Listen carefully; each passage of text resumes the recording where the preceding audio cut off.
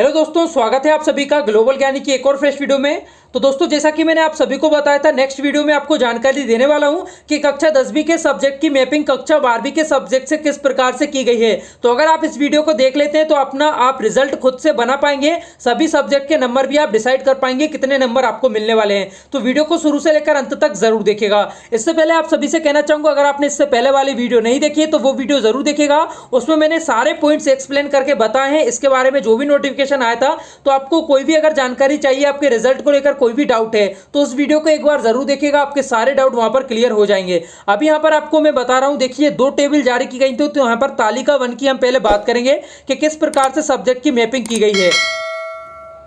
तो यहाँ पर देखिए, आप सबसे पहले तालिका 1 में बताए गए हैं, लेफ्ट हैंड साइड में आपके हाई स्कूल के सारे विषय हैं। इसके अलावा राइट हैंड साइड में यहाँ पर हायर सेकेंडरी के सारे विषय रखे गए हैं। तो यहाँ पर जो मैपिंग की गई है वो किस तरीके से की गई है, तो देखिए आपके हाई स्कूल के जो आपका फर्स्ट लैंग्वेज है, आपका जो भी हो, वहाँ पर आपको फर्स्ट लैंग्वेज के नंबर ऐसे कैसे हायर सेकेंडरी में मिल जाएंगे। इसके अलावा सेकेंड लैंग्वेज के आपके जो नंबर रहेंगे वो आपको कक्षा 12वीं में सेकेंड लैंग्वेज में और आपके NSQF का जो सब्जेक्ट रहेंगे उसमें आपको दे दिए जाएंगे। इसके अलावा जो आपकी थर्ड लैंग्वेज है कक्षा 10वीं के, उसके नंबर आपको कक्षा 12वीं की कोई भी अदर जो लैंग्वेज आपने ली होगी उसमें आपको दे दिए जाएंगे। तो ये तो आपके रहे यहाँ पर लैंग्वेज वाले सब्जेक्ट की बात। इसके अलावा बात करते हैं यहाँ पर आपको मुख्य सब्जेक्ट में जो नंबर मिलना है वो किस तरीके से मिलना है। तो इसके लिए सबसे पहले तो आपको एक बात यहाँ पर ध्यान रखना है, कक्षा 10वीं के सिर्फ आपके टॉप 5 सब्जेक्ट को देखा जा रहा है जिनमें आपने सबसे ज्यादा अंक हासिल किए हैं। तो इस बात को सबसे पहले आप ध्यान में रखिएगा। अब आगे यहाँ पर जानकारी देखते हुए चलिए आपको बता रहा हूँ।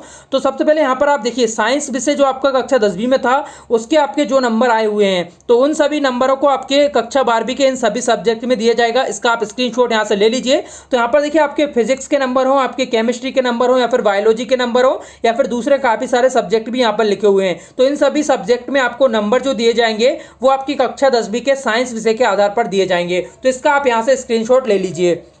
इसके बाद देखिए, आगे यहाँ पर बताया गया एग्रीकल्चर ग्रुप के आपके जो सब्जेक्ट हैं, ये सारे सब्जेक्ट वो आपके यहाँ पर साइंस के विषय के आधार पर ही मिलना है। तो साइंस की मैपिंग इसी से की गई है, एग्रीकल्चर ग्रुप से। इसके बाद आपके होम साइंस के जो आपके सब्जेक्ट बचते हैं उसकी मैपिंग भी यहाँ पर आपको साइंस सब्जेक्ट के आधार पर की गई है। तो ये सारे आपके मैंने साइंस सब्जेक्ट के बता दिए। एक बार में अगर स्क्रीनशॉट लेना चाहते हैं तो यहाँ से ले लीजिए। ये सारे आपके साइंस विषय के सब्जेक्ट हैं, साइंस के आधार पर इनकी मैपिंग की गई है। अब बात करते हैं आपके नेक्स्ट ग्रुप की। तो देखिए, यहाँ पर मैथ के आधार पर आपको किस किस सब्जेक्ट में नंबर मिलना है। तो देखिए, आपके जो मैथ विषय है उसके आधार पर आपको नंबर मिलेंगे। यहाँ पर एक तो मैथ में मिलेंगे सीधे सीधे, इसके अलावा बुक्स कीपिंग में मिलेंगे और अकाउंटेंसी में मिलेंगे। तो यहाँ पर कॉमर्स के भी कुछ सब्जेक्ट ले लिए गए हैं। बाकी जो आपके बचे हुए सब्जेक्ट हैं उन सभी को सोशल साइंस में शिफ्ट कर दिया गया है। तो यहाँ पर आप देखिए, सोशल साइंस के आधार पर आपको जो अंक मिलने वाले हैं वो कौन कौन से सब्जेक्ट में मिलने वाले हैं। उम्मीद करता हूँ आपने मैथ विषय का स्क्रीनशॉट ले लिया होगा। तो अभी देखिए, यहाँ पर सोशल साइंस के जो सब्जेक्ट हैं, तो यहाँ पर आपका ह्यूमैनिटी ग्रुप होता है, उसके सारे सब्जेक्ट में आपको नंबर मिलने वाले हैं सोशल साइंस के आधार पर। कॉमर्स विषय के आपके जो बचे हुए सब्जेक्ट हैं, बिजनेस स्टडीज है, आपका इकोनॉमिक्स है, उसमें आपको सोशल साइंस के आधार पर नंबर मिलेंगे। इसके अलावा आपके फाइन आर्ट ग्रुप का जो सब्जेक्ट है उसमें भी आपके नंबर जो है सोशल साइंस के आधार पर ही मिल जाएंगे।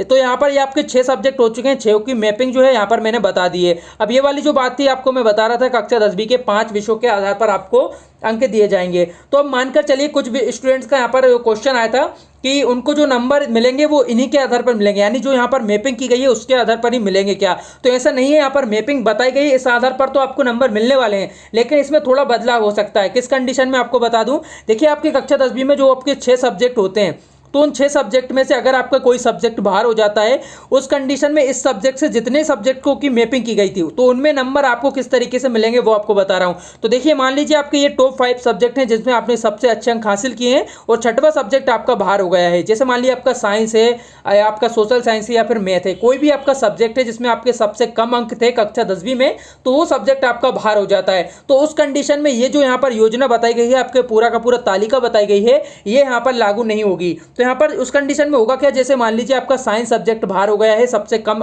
नंबर होने की वजह से, तो इस कंडीशन में आपको इन सभी सब्जेक्ट में जो नंबर मिलेंगे वो आपके थर्ड लैंग्वेज के आधार पर दिए जाएंगे। इसके अलावा मान लीजिए आपका साइंस बाहर नहीं होता, मैथ हो जाता है, तो मैथ के आपके सारे सब्जेक्ट के नंबर आपको थर्ड लैंग्वेज के आधार पर दिए जाएंगे। या आपका सोशल साइंस होता है तो सोशल साइंस के आधार पर जिन भी सब्जेक्ट की मैपिंग हुई है उनके नंबर आपको थर्ड लैंग्वेज के आधार पर दे दिए जाएंगे। तो कुल मिला के बात यह है कि अगर कोई भी सब्जेक्ट आपका मुख्य सब्जेक्ट बाहर हो जाता है कम नंबर होने की वजह से, तो आपका जो अंक रहेंगे वो आपको थर्ड लैंग्वेज के आधार पर दे दिए जाएंगे। अब देखिए यहाँ पर एक और यहाँ पर तालिका दी गई है, वो भी आपको बता दूं। तो यहाँ पर आपके जो वेबसाइट ट्रेड के जो आपके सब्जेक्ट होते हैं उसकी मैपिंग यहाँ पर बताई गई है। तो देखिए आपके हाई स्कूल के जो सब्जेक्ट होते हैं वो लेफ्ट हैंड साइड में लिखे हैं और राइट हैंड साइड में आपके हायर सेकेंडरी के वेबसाइट ट्रेड के सब्जेक्ट सारे दिए हुए हैं। तो देखिए फर्स्ट लैंग्वेज के आपके जो रहेंगे वो फर्स्ट लैंग्वेज में ही रहेंगे, सेकंड लैंग्वेज का सेकंड लैंग्वेज में रहेगा और थर्ड लैंग्वेज का आपने अदर जो लैंग्वेज ली रखी है उसमें दे दिए जाएंगे। अब आपके जो साइंस के रहेंगे उसमें देखिए आपके अकाउंट जो ट्रेड के जो सब्जेक्ट होते हैं वेबसाइट ट्रेड के उसके सारे सब्जेक्ट यहाँ पर दे रखे हैं। तो आप इसका बस स्क्रीनशॉट ले लीजिए, मुझे नहीं लगता ज़्यादा कुछ बताने की ज़रूरत है। बाकी जो नियम कानून है वो पूरे जो मैंने ऊपर बताए उसके आधार पर आपको अंक मिलेंगे। तो बस यहाँ पर आपको देखना है कि साइंस विषय के आपके इन सभी सब्जेक्ट में नंबर मिलना है, मैथ से आपको इन सभी सब्जेक्ट में नंबर मिलना है, इसके अलावा सोशल साइंस से नीचे दो दे रखे हैं, इन सब्जेक्ट में नंबर आपको मिल जाएंगे। तो ये सारी जानकारी यहाँ पर दे रखी है। तो ये यहाँ पर आप देख लीजिए, आपको इस तरीके से अंक मिलने वाले हैं। इसका आप चाहे तो स्क्रीनशॉट यहाँ से ले लीजिए, आपके ट्रेड के जो सब्जेक्ट होते हैं उसके बारे में जानकारी है। इसके अलावा देखिए यहाँ पर दोनों जो है मैंने आपको जानकारी बता दी है। और एक और जानकारी, अगर आपको ये नंबर कैलकुलेट करने के बाद इससे आप संतुष्ट नहीं होते हैं तो आपसे अलग से यहाँ पर जानकारी मांगी जाएगी अगर आप परीक्षा देना चाहते हैं। तो देखिए कोविड-19 जब संक्रमण जो संकट काल की स्थिति है सामान्य हो जाएगी, किसी प्रकार का खतरा नहीं रहेगा, तो आपकी एक परीक्षा कराई जाएगी, उसके लिए डेट भी आगे बताई जाएगी। तो यहाँ पर आपको देखिए घोषित के बारे में बताएं, ऐसे छात्रों को परीक्षा परिणाम घोषित होने के उपरांत 7 दिवस की अवधि में परीक्षा में सम्मिलित होने के लिए नियमित छात्र को संबंधित संस्था एवं स्वाध्यायी छात्र को संबंधित अग्रेषण संस्था के माध्यम से ऑनलाइन पंजीयन कराना अनिवार्य होगा। तो अगर आप परीक्षा देना चाहते हैं तो आपको परीक्षा के विषय में आपका जो रिजल्ट घोषित होगा उसके 7 दिन के अंदर अंदर आपको जानकारी देना होगी। तो ये आप जानकारी देंगे, उसके बाद आपकी परीक्षा कराई जाएगी। अगर आप इस रिजल्ट से संतुष्ट नहीं होते हैं तो आप परीक्षा भी दे सकते हैं, जो भी छात्र देना चाहते हैं। तो ये यहाँ पर पूरी जानकारी आपके रिजल्ट के विषय में हो चुकी है। उम्मीद करता हूँ आपको सारे क्वेश्चंस के जवाब मिल गए होंगे। अगर फिर भी आपका कोई डाउट है कमेंट करके बताइएगा, जब सारे डाउट्स मेरे पास आ जाएंगे तो मैं एक एक करके आपको उसके भी सारे डाउट क्लियर कर दूंगा, अलग से वीडियो के माध्यम से, या फिर कमेंट में अगर आपका डाउट क्लियर हो सकता है तो कमेंट के माध्यम से भी आपको रिप्लाई दे दूंगा। तो इस वीडियो में बस यही छोटी सी जानकारी थी। अगर आपको जानकारी हेल्पफुल लगी है तो वीडियो को लाइक और शेयर जरूर करिएगा। वीडियो देखने के लिए आप सभी का बहुत बहुत धन्यवाद।